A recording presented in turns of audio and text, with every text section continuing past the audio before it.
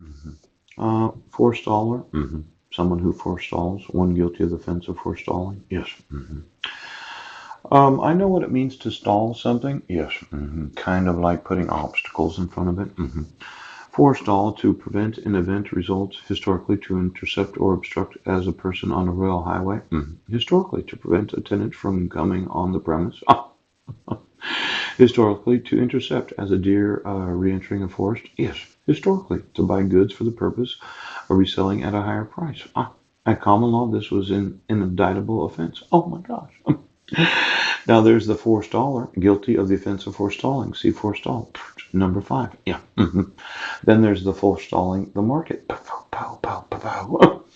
Now, taking possession of commodities on their way to the market. How frustrating is that? Yeah. Now, somebody's stalling, aren't they? Every day that I've informed you of the crimes, you continue to forestall my right to sue each and every judge of every decision they made for the last 7 years and 2 months. And you continue to stall and forestall.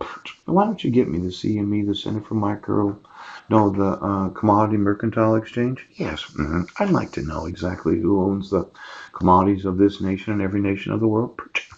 And then give me their alarm system.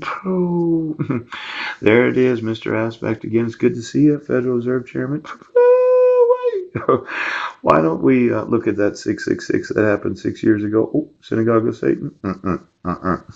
We all know the plunge protection team and how they like to poke the market. Now, I'm going to need to know all commodity traders. It seems like somebody's trying to forestall the market. Yes. So give me all the Series 3. Good for you. Good for you. And give me all the brokerages. A lot of people don't have a real good taste in their mouth for those that deal in commodities. They try to forestall the deliverance of any commodity to market while it's being bought and sold. Yes, I do. So I'm just going to look at the actual futures market, and we're just going to step in there right now. Poach, give me the GPS address of every individual that buys or sells any commodities, any futures. Cha cha cha cha cha cha. Now, is somebody pumping the market because of the use of leverage to 1 to 200% of the actual cost of doing something? Because, at one point I thought about taking over the market, and the 40 largest cap companies. Yes, if I just bought those big S&Ps or the big Dows, yes, the $25,000 contract, and I was to leverage it, dump in a few $1 billion that only cost me $100 million. I could pump that market up so fucking fast. You remember when it was 666 and the Fed stepped in? All of a sudden, we had this major market recovery over the last 5 years, and market's gone up 150 to 200% from that lowest point. But I know how this all works. Somebody decides, well, I've got mine. You can wait for yours.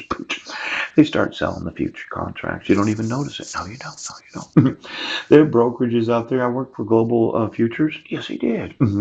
And I myself was a commodity trading advisor, and I like the idea of leverage, 100 to 200%. You ever buy the Nasdaq minis? Yes. The Dow and the S&P minis.